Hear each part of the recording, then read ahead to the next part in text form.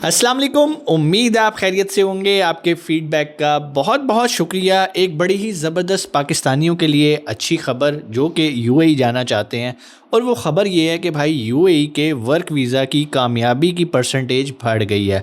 जी हाँ, पहले जो लोग वर्क वीज़ा के लिए अप्लाई करते थे उनका वर्क वीज़ा प्रोसेस में ही रहता था, लेकिन यहाँ पर कुछ केसेस हैं जो हमें समझने हैं। नंबर 1 केस वो लोग जो यूएई में रहते हैं और कंपनी स्विच कर रहे हैं और अपना वर्क वीज़ा शिफ्ट करना चाहते हैं।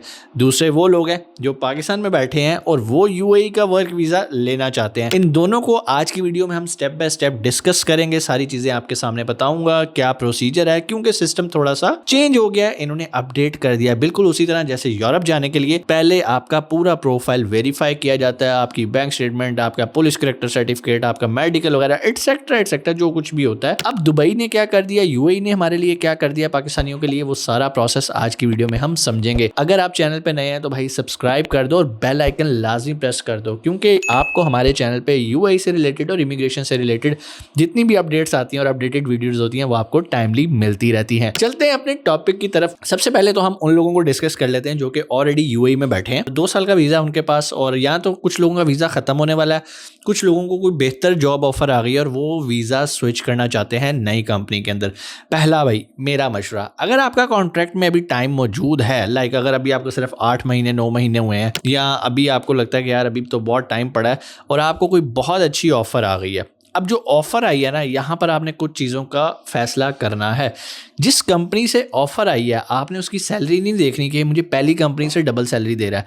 आपने ये देखना है उस कंपनी की वर्थ कितनी है, उसके पास वीज़ास का कोटा कितना है, उसके एम्प्लॉयज़ कितने हैं, कितने अरसे से वो काम कर रही है, क्योंकि सिर्फ उन्हीं कंपनीज के वीज़ास इशू हो रहे हैं जिनकी क्रेडिबिलिटी गवर्नमेंट की नज़र में अच्छी है। मिसाल दे देता हूँ, बहुत सारे लोग जैसे कि फॉर एग्जांपल मैंने एक नई कंपनी बनाई है और मैं अपनी कंपनी में स्टाफ हायर कर रहा हूँ, तो जाहिर बात है अगर मुझे कोई प्रोफेशनल अच्छा बंदा चाहिए तो मैं अच्छी कंपनी में जो ऑलरेडी जॉब कर रहा है मैं उसको अच्छी सैलरी ऑफर करके अपने पास लेकर आऊँगा। अब यहाँ पर कुछ केस स्टडीज ऐसी आई हैं कि बहुत सारे लोगों ने अपनी एग्जिस्टिंग कंपनी में से रिज़ाइन किया, वीज़ा कैंसिल किया, लेकिन वीज़ा कैंसिल करके जब नई कंपनी में वीज़ा प्रोसेस के लिए डाला तो भाई वो प्रोसेस ही नहीं हो रहा, क्योंकि उस कंपनी की क्रेडिबिलिटी और वर्थ नहीं है। अच्छा, पहले ऐसा हो जाता था और पहले बहुत सारे लोगों ने ऐसे पैसे भी कमाए, क्योंकि पहले ये बिजनेस आम था, आज़ाद वीज़े बेचने वाला। लोग कंपनी बनाते थे जिनका मकसद ही सिर्फ वीज़े सेल आउट करना था।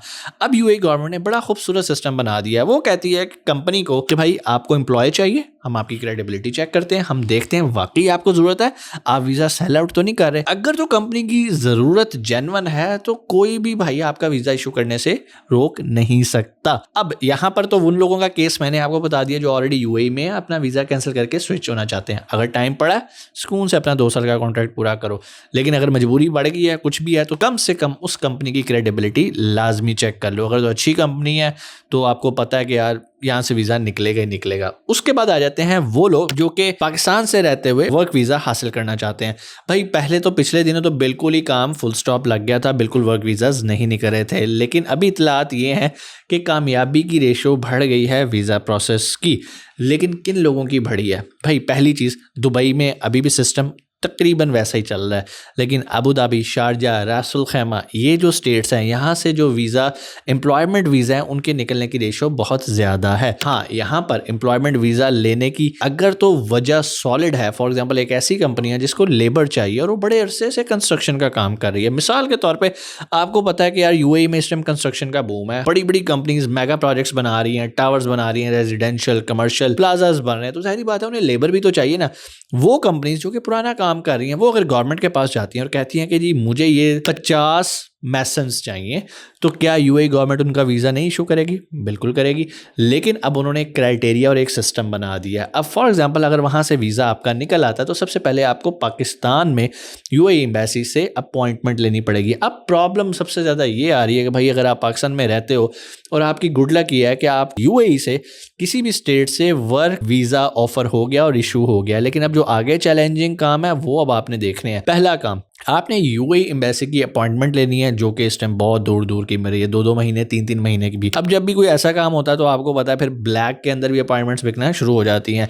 मैं अभी वैसी बात कोई भी नहीं करूंगा, जनरल आपको सिर्फ ये बताऊंगा कि भाई ऐसा होता है, सुनने में आया, मैंने किसी को नहीं देखा, ठीक है। अब करना क्या है भाई, आपको यूएई एम्बेसी जाना है, वहां पर अपनी जो भी उनके लवाजमात हैं वो पूरे करने हैं, डिग्री होनी चाहिए या डिप्लोमा है जो भी है वो आपने मिनिस्ट्री ऑफ फॉरेन अफेयर्स से अटेस्ट करवा के फिर यूएई एम्बेसी जाना है बाकी अटेस्टेशन से, बाकी इनका सिस्टम करवाने के लिए। उससे पहले मिनिस्ट्री ऑफ फॉरेन अफेयर तभी आपकी डिग्री टेस्ट करेगी जब वो HEC से हुई होगी। अब यहाँ पर एक स्टेप और ऐड कर दिया गया है। आपको पता है कि वो लोग जो ऑलरेडी यूएई में बैठे हैं वो तो मेरी बात को सेकंड करेंगे कि भाई यूएई में जब भी आप जाते हो एम्प्लॉयमेंट वीज़ा पे, जो कि एक वीज़ा होता है, 60 डेज अप्रॉक्सीमेट उसकी वैलिडिटी होती है, वो एक तरह का कच्चा वीज़ा होता है। आप उस पर ट्रैवल करके जाते हो यूएई में, उसके बाद आपका मेडिकल होता है, बायोमेट्रिक होती है, ये 2 काम होने के बाद आपको एमिरेट्स ID 2 साल का इशू हो जाता है। पहले हम मेडिकल करवाते थे यूएई जाके, अब जो वर्क वीज़ा पे जा रहे हैं उनके लिए ज़रूरी कर दिया है कि वो पाकिस्तान से ही अपना मेडिकल करवाएंगे।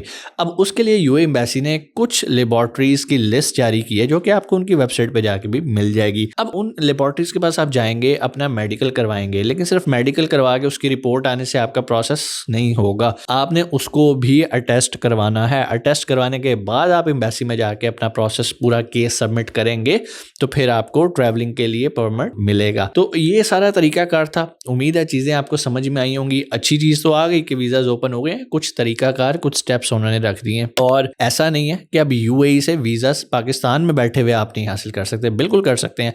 अगर आपके कुछ जानने वाले जिनकी कंपनी है और बड़े अरसे से कंपनी है और वाकई जेन्युइन काम कर रहे हैं, उनके पास ऑलरेडी 20, 25, 30, 50 लोग काम कर रहे हैं, उनका कोटा बड़ा वर्ती है, उन्होंने कोई भी गलत काम नहीं किया और यूएई की गवर्नमेंट ने उनकी कंपनी की रिप्यूट अच्छी है, तो डेफिनेटली वो आपका वीज़ा निकाल सकते हैं एक सॉलिड रीज़न की बेस पे कि मुझे यहाँ पे लेबर चाहिए, मुझे यहाँ पे मैसन्स चाहिए, मुझे यहाँ पे कारपेंटर चाहिए, मुझे यहाँ पे कार मैकेनिक चाहिए, मेरा गैराज है, ऑलरेडी 25 लोग काम कर रहे हैं, मुझे मज़ीद 5 पाकिस्तान से चाहिए तो मुझे अलाउ किया जाए। तो अगर तो वो वहाँ से अप्लाई करेंगे तो चांसेस है आपका वो वर्क परमिट निकल आएगा। लेकिन वर्क परमिट निकलने के बाद आपने क्या करना है, मेडिकल करवाना है, मेडिकल के बाद आपने यूएई एम्बेसी की अपॉइंटमेंट लेनी है, वहाँ जाके अपने सारे डॉक्यूमेंट सबमिट करने हैं और उसके बाद आप रेडी टू गो हैं जाने के लिए। अभी कुछ और खबरें भी आ रही हैं कि कुछ जो FIA है उन्होंने कुछ ऐसे पाकिस्तानियों के लिए सिस्टम्स बना रहे हैं कि पता नहीं ग्रेड 17 या 18 के ऑफिसर से आपने अपना वीज़ा टेस्ट करवाना है, या जो भी पुलिस या करेक्टर सर्टिफिकेट वगैरह जो भी है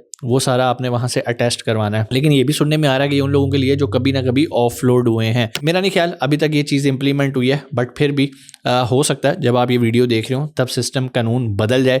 ये जितनी भी अपडेट्स वाली वीडियो होती हैं, काइंडली इसमें देखने से पहले वीडियो की डेट लाजमी देख लिया करेंगे, वीडियो कब अपलोड की गई है। उम्मीद है चीज़ें आपको समझ में आई होंगी। फिर भी आपका कोई सवाल कमेंट सेक्शन में आके पूछ सकते हैं। और आप लोगों के लिए अच्छी बात एक और भी है, हम अपने मेन चैनल पे पॉडकास्ट अपलोड करने जा रहे हैं जिसमें हमने एक्सपर्ट को इनवाइट किया और वो हमें बताएंगे कि कंपनी यानी कि बिजनेस रजिस्ट्रेशन के थ्रू हम कैसे वीज़ा हासिल करके दुबई जा सकते हैं।